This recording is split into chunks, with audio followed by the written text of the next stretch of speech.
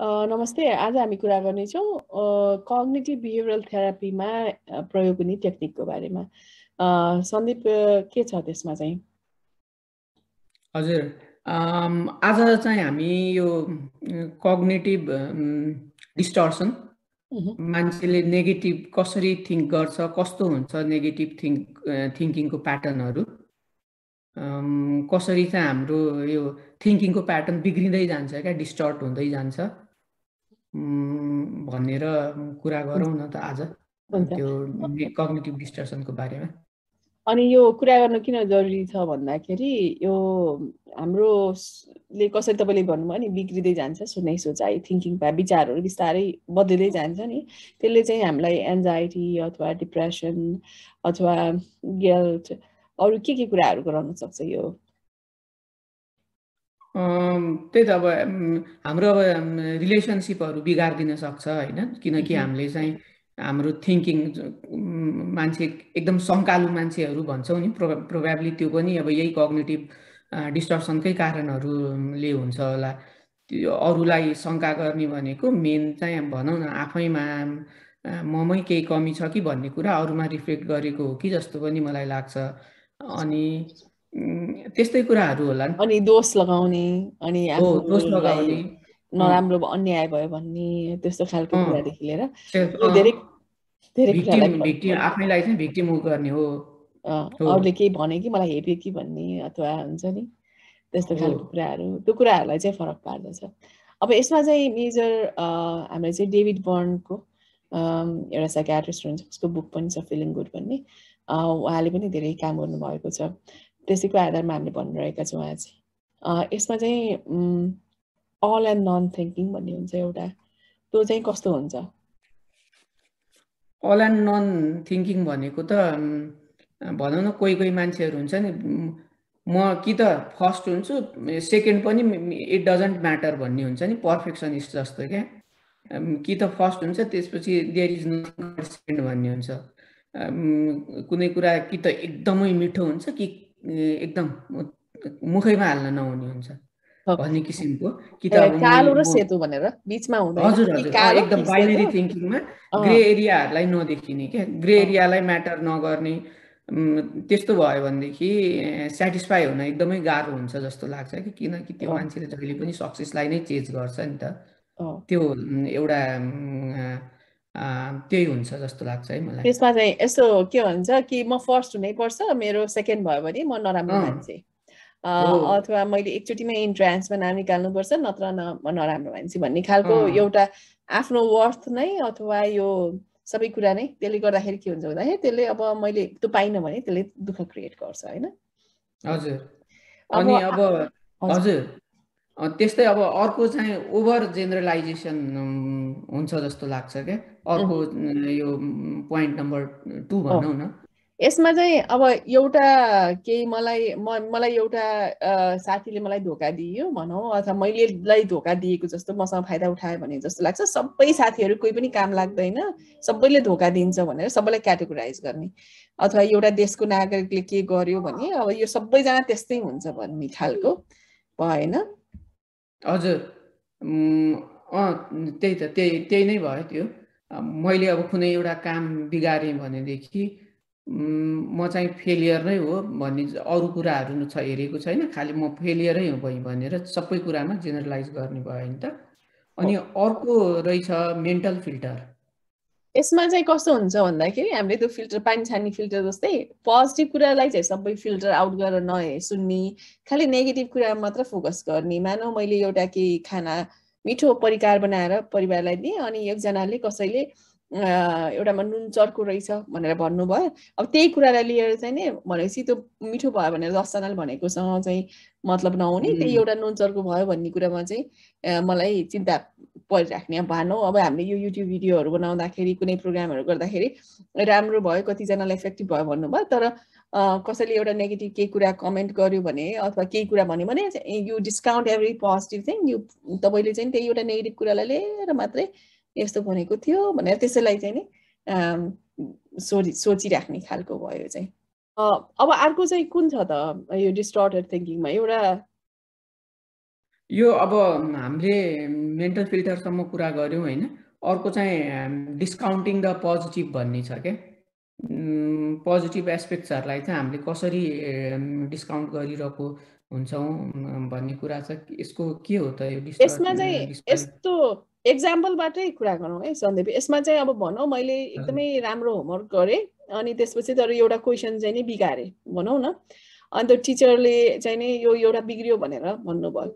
अनि मैले चाहिँ नि मानौ त्यो मैले के डिस्काउन्ट गर्छु भन्दाखेरि मैले त्यो 9वटा राइट गरेको चाहिँ सबै केही पनि मतलब हुँदैन। एउटा बिगारेकोमा चाहिँ नि मैले गर्दा चाहिँ नि नराम्रो भएको भनेर आफूले आफूलाई दोष लगाउने, त्यो गरेर सबै कुरा अथवा टिम वर्कमा भनौँ तपाईँको कहिले काहीँ अफिसमा हुँदा अथवा मेरै अफिसमा कसैले के गर्नुपर्ने केही कुरा बिग्रियो तर सबै मैले नै गर्दाखेरि यो भएको भन्ने खालको भयो।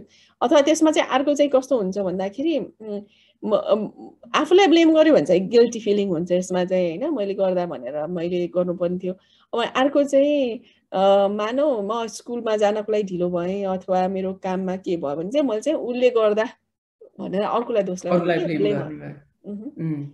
त्यसले गर्दाखेरि के हुन्छ भन्दाखेरि धेरै जस्तो कुरामा चाहिँ एङ्गर आउँछ कि, यो चाहिँ रिस उठ्छ क्या अर्को मान्छेसँग अथवा अरू इन्टिटीसँग भनौँ हामीलाई यस्तो गर्नुपर्ने थियो इन्स्टेड अफ टेकिङ रेस्पोन्सिबिलिटी होइन।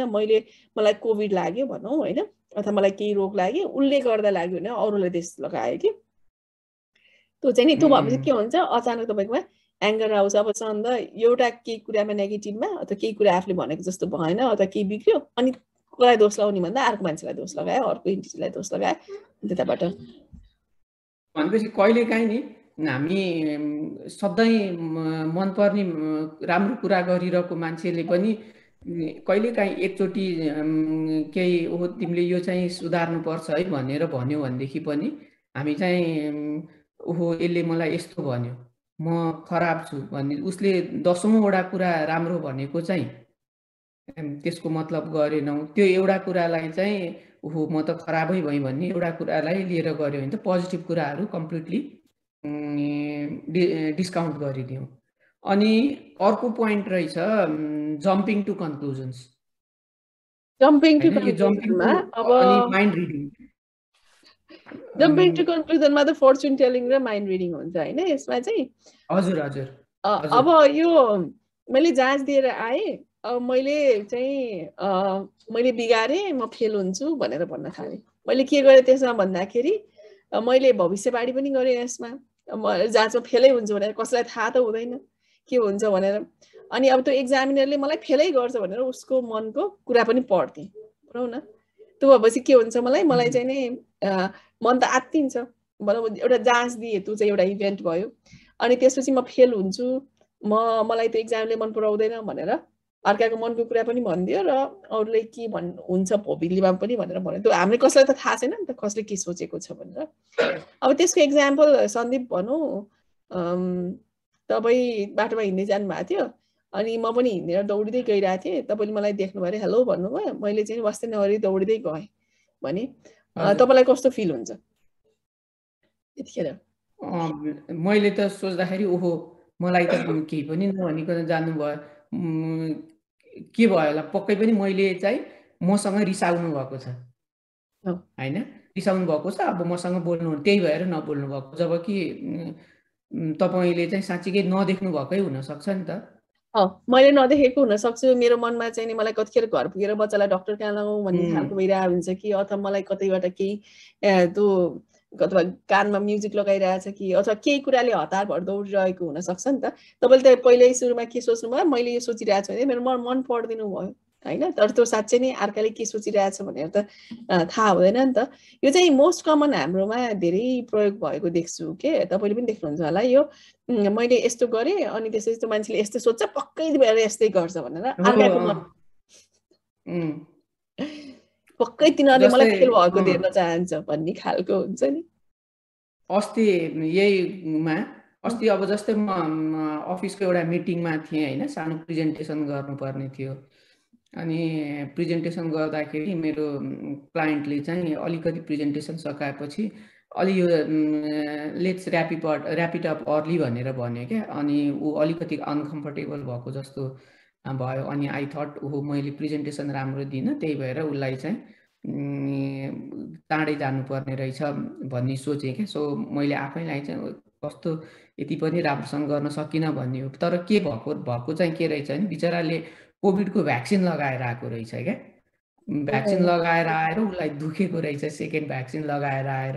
मैले चाहिँ त्यहाँनिर माइन्ड रिड गरेर चाहिँ अब उसलाई चाहिँ ओहो यसले चाहिँ मैले मेरो प्रेजेन्टेसन मन पराएन, अब अझ कहाँसम्म पुगेको थिएँ नि, अब यसले चाहिँ मेरो प्रोजेक्ट म्यानेजरलाई पनि भन्छ प्रेजेन्टेसन भएन भन्नेसम्म पुगेको थिएँ क्या।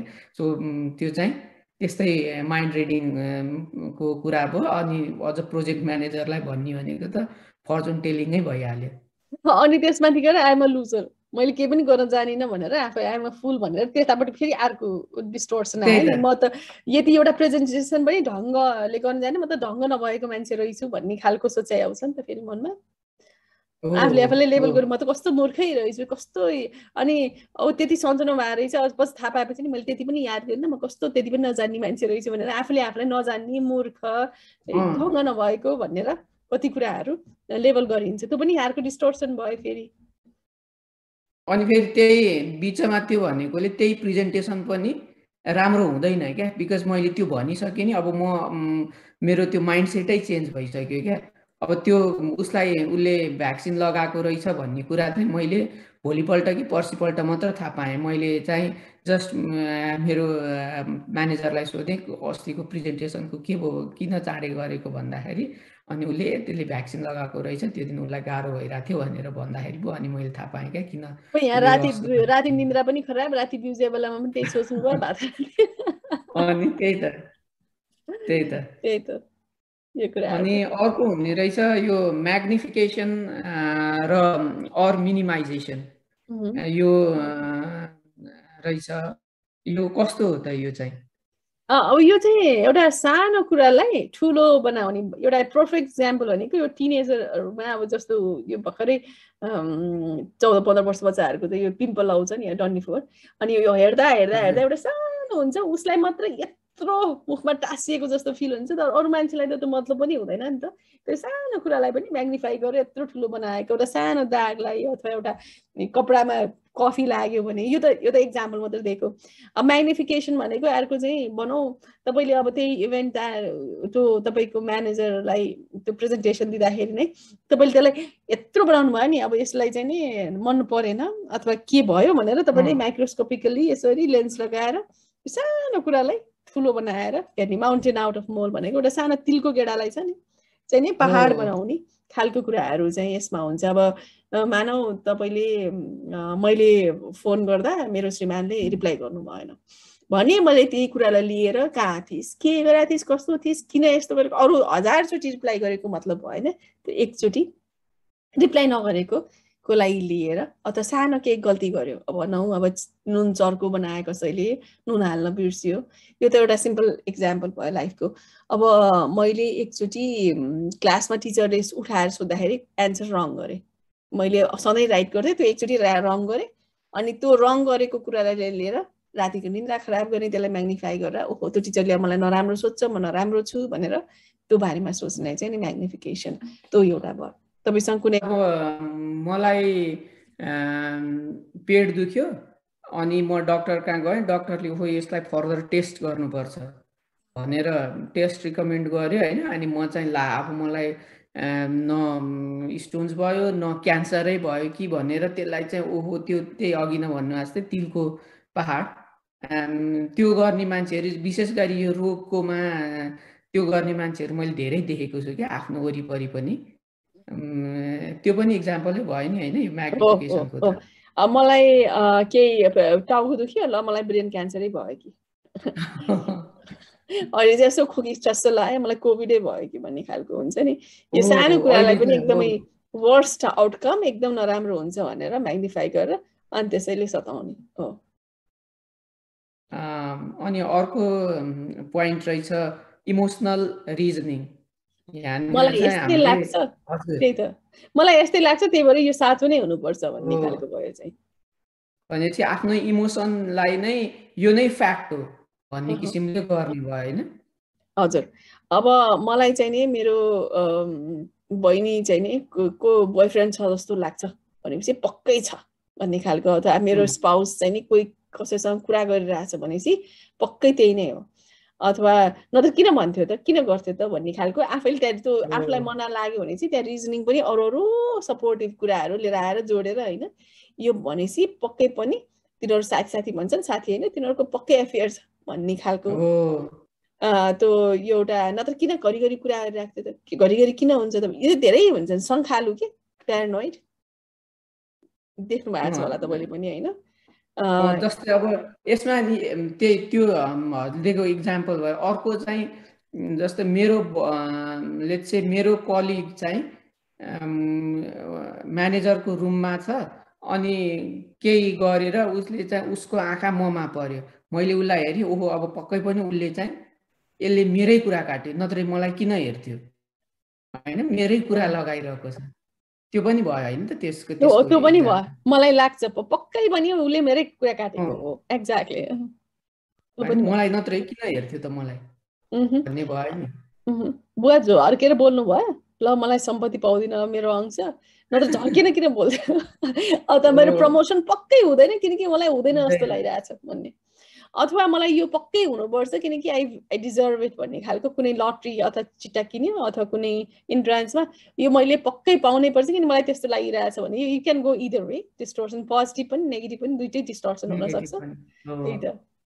त्यही त। अनि अर्को रहेछ सुड स्टेटमेन्ट्स, यो चाहिँ कस्तो हुन्छ त यो सुड स्टेटमेन्ट्स चाहिँ?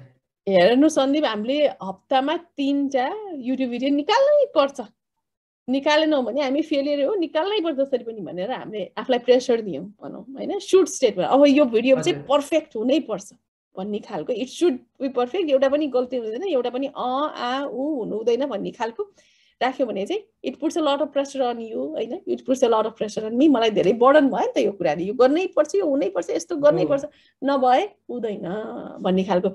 यो चाहिँ नि मेरो मैले चाहिँ नि यसमा 100% ल्याउनै पर्छ, मैले मेरो वेट यति नै हुनुपर्छ, मलाई सेल्फ कन्ट्रोल हुनै पर्छ भनेर हुनै पर्छ, मैले गर्नै पर्छ, यस्तै खालको हुनु पर्थ्यो किन भएन भन्ने खालको सोचाइ। यो चाहिँ नि आफ्नै इक्जाम्पल दिँदाखेरि मैले ड्राइभिङ लाइसेन्स लिन, ड्राइभिङको टेस्ट दिन जाँदाखेरि मैले फर्स्टचोटिमै निकाल्नै पर्छ, फर्स्ट चोटीमा मैले ड्राइभिङ लाइसेन्स निकालिनँ भनेदेखि त जब ड्राइभिङ पनि गर्न नआउने कस्तो हुने भयो त भन्ने भयो। त्यो पनि सुडमा लगाएँ। त्यो ड्राइभिङ नआएर हुने त केही पनि होइन, मेरो लाइफमा एकदमै ठुलो केही पहाडै खस्ने त होइन, त्यो भयो नि।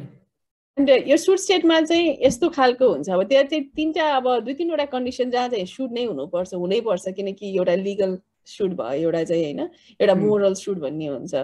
अब लिगल्ली चाहिँ तपाईँले यो कुरा ल ब्याङ्कमा गएर लुट्नु हुँदैन, अर्काको चेक बचाउनु हुँदैन, त्यो लिगल सुड भयो, अरूलाई चाहिँ पाए। अनि मोरलमा चाहिँ नि अब यो कुराहरू सकभर बाटो काट्दाखेरि चाहिँ जेब्रा क्रसिङबाटै बाटो काट्ने भन्ने खालको एउटा त, अन्त अरू मान्छेलाई चित्त नदुखाउने, अरू मान्छेको प्राइभेट स्पेस भायोलेट नगर्ने भन्ने खालको एउटा सुट भयो।